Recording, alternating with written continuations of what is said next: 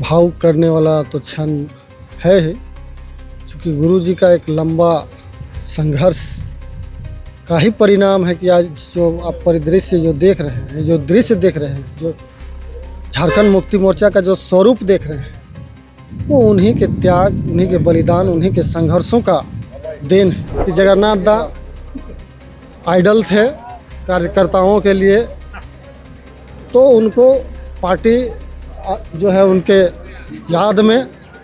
इस महाधिवेशन का जो है 13वां महाधिवेशन जो हो रहा है, उस द्वार का जहां से हम प्रवेश करते हैं, तो कार्यकर्ताओं को साफ दिखाई दे रहा है कि निश्चित रूप से जो है पार्टी उनके सम्मान में जो है झारखंड मुक्ति मोर्चा के प्रति यहाँ के आदिवासी मूलवासी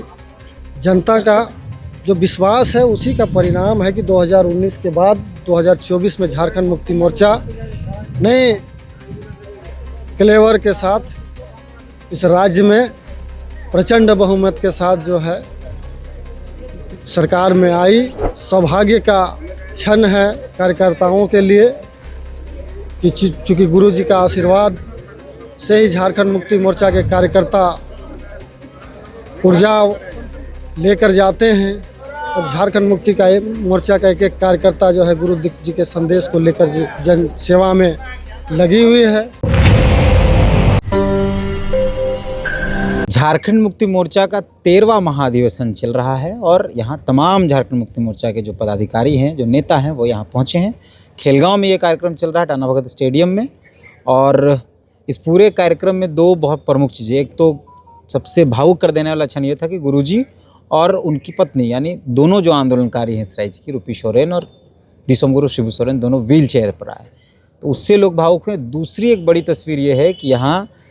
जगन्नाथ बाबू के नाम का एक तोरण द्वार बना हुआ है। इन सब पर बात करने के लिए हमारे साथ तालदा हैं, झारखंड मुक्ति मोर्चा के नेता हैं।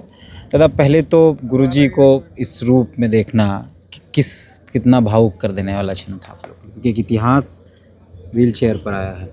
देखिए, निश्चित रूप से भावुक करने वाला तो क्षण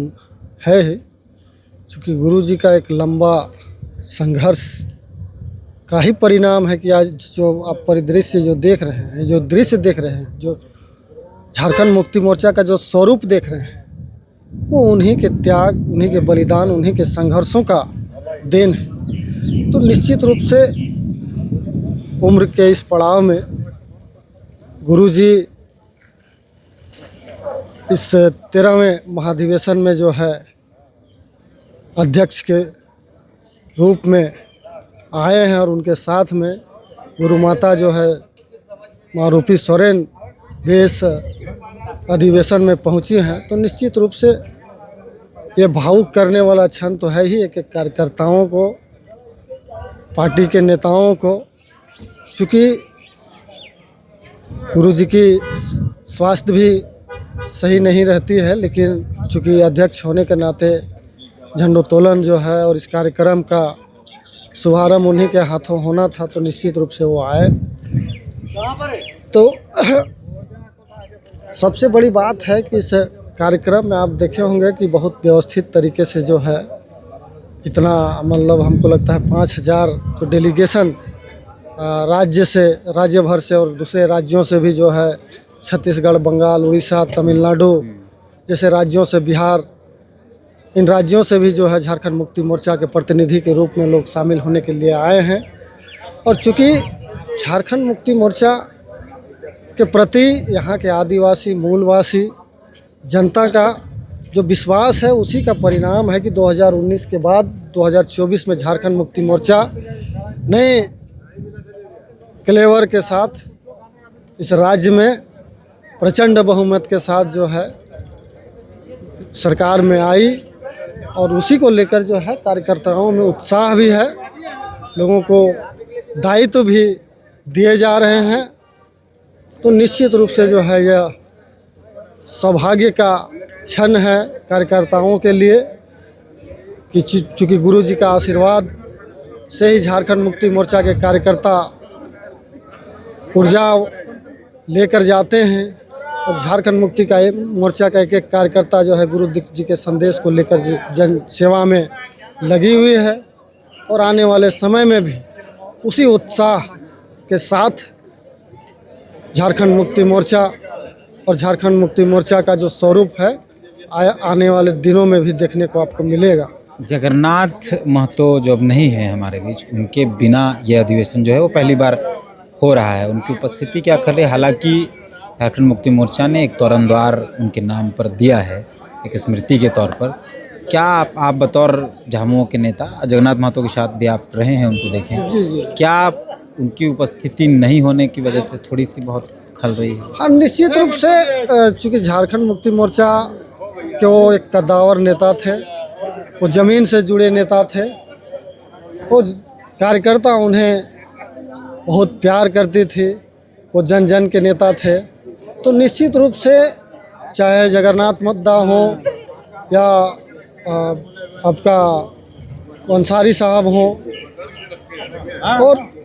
चूँकि देखिए ये आना जाना तो जीवन का ये सत्य है, लेकिन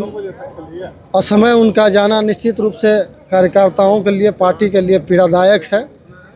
और पार्टी किसी भी कार्यकर्ता और नेता का जो योगदान है,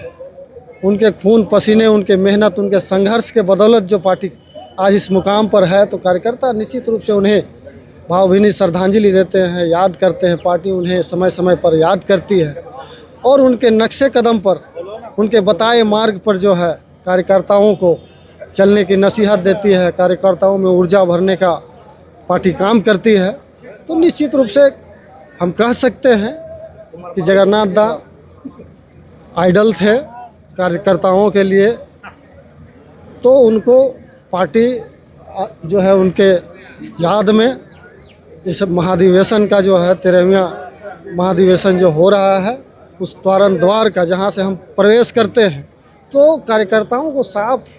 दिखाई दे रहा है कि निश्चित रूप से जो है पार्टी उनके सम्मान में जो है, या हरिवंश टाना भगत खेलगांव स्थित जो हॉल में हो रही है, तो उसमें प्रवेश करने पर ही जो है उनको सम्मान दिया जा रहा है और हमेशा सम्मानीय रहेंगे।